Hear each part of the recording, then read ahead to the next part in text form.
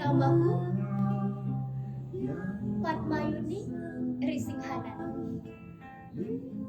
Menurut Mama, Padma adalah sejenis bunga teratai. Sedangkan Yuni adalah kemuliaan. Nama yang mengandung harapan agar kelak aku menjadi perempuan yang baik budi. Tapi sayangnya, Bang Arsad, kakakku dan satu-satunya saudaraku, lebih suka memanggilku dengan Yuni. Ketika SMA, aku sempat protes dengan panggilan itu. Kesannya sangat udik dan jadul. Kenapa tidak memanggilku dengan Padma? Atau Riri? Atau Nana? Bang Irsad menyela. Mau jadi gadis kota ya? Yang suka maksain diri kayak orang Korea atau Amerika? Padahal lahirnya di negeri miskin yang banyak hutang.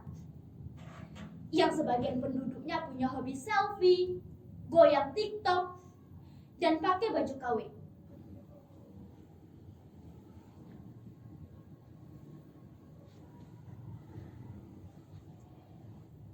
Lain pula dengan mamaku.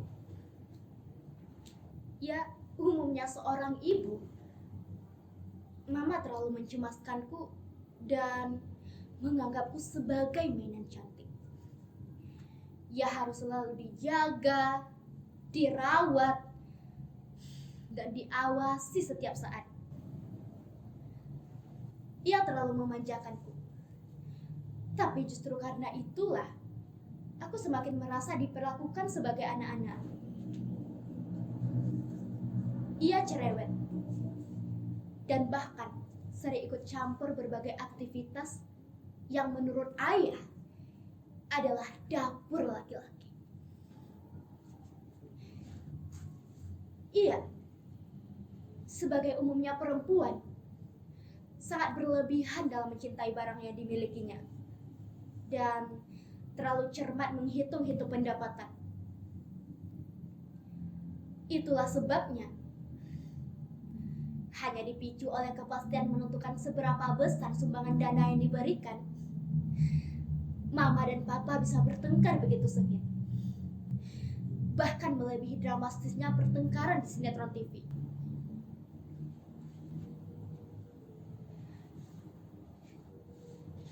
Hingga menginjak SMA, mungkin karena kekagumanku pada Mbak Arsad, aku pun lebih asik berteman dengan para cowok.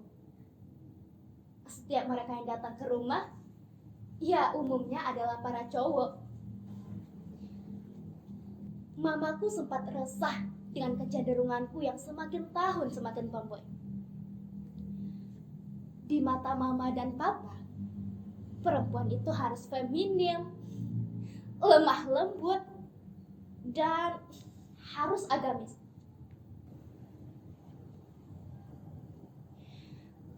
Papa, ia semakin hari semakin suntuk beribadah. Semenjak beliau naik haji, ketika aku masih SMP, masjid adalah rumah keduanya. Kopiah putihnya seolah gak pernah lepas kemanapun ia pergi. Betapapun begitu, toh aku masih saja meragukan kesungguhan amalnya. Mungkin karena papa sering gak sanggup ngontrol mulutnya yang kasar saat bertengkar dengan mama. Mungkin juga saat pertemuan dengan kawan-kawannya di rumah, topik pembicaraannya hanya berkisar mobil, tanah, investasi, proyek, dan perjalanan dinas. Bahkan saat aku diam-diam simak obrolan mereka di balik dinding yang terdengar secara samar, mereka selalu saja mengulang kalimat yang sama. Ini bagian yang bisa kita mainkan. Aku bergidik. Gerangan apa yang akan mereka permainkan? Permainan apa yang sedang mereka rencanakan? Terbesit selera Ba'arsad saat mendengar berita tentang hukuman ringan yang dijatuhkan pada koruptor tambang yang merampok ratusan triliun rupiah. Begitulah di negeri kita. Orang-orang penting sangat baper dengan cara berpakaian anak mudanya. Sangat moralis bereaksi atas ekspresi kebebasan para remaja. Sangat tegas menghindari jenis makanan yang dinyatakan haram oleh agamanya. Tapi mereka gak akan peduli apapun. Bahkan dengan mudahnya mereka akan membuang malu jika itu demi pendapatan yang potensial menambah kemakmuran hidupnya.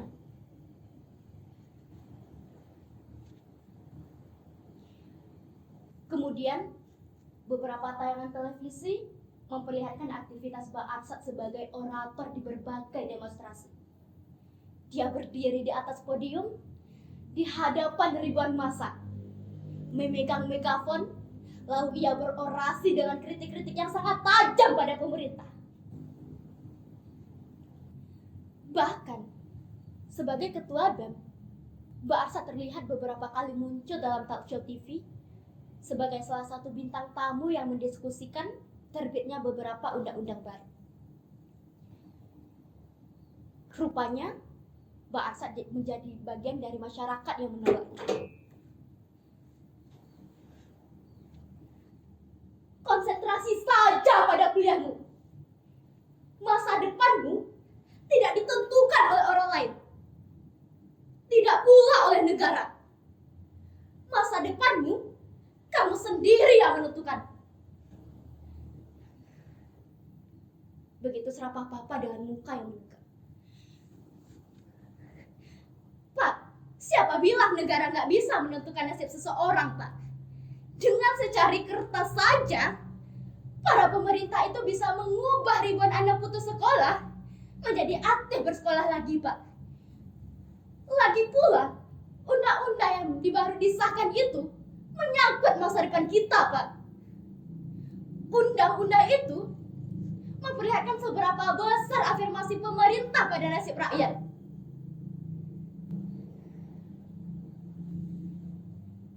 Tangkis Ba'arsad.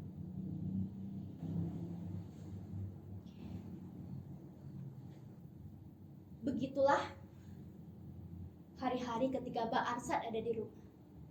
Selalu saja terjadi perdebatan. Lalu akhirnya berujung pada pertengkaran. Hingga akhirnya keadaan pun meruyap. Ba'arsad harus ditahan polisi karena dia dianggap melakukan tindakan provokasi yang menyulut tindakan anarkis para demonstran. Beruntunglah Papa dengan bantuan kawan-kawannya bisa membebaskan Ba'arsad. Tapi setibanya di rumah, Papa pun marah dan memaki-maki Ba'arsad. Semulanya Ba'arsad hanya menunduk. Tapi lama-kelamaan Ba'arsad gak tahan untuk bergeming. Ia membela diri dengan berbagai perkataan yang sangat membojokkan Papa. Pertengkaran pun semakin sengit. Puncaknya pun bisa ditebak. Papa segera mengusir Ba'arsad untuk segera meninggalkan rumah. Lalu Ba'arsad pergi menuju kamarnya, tapi gak lebih dari 10 menit kemudian, Ia kembali dengan tas punggung yang biasa ia pakai untuk mendaki.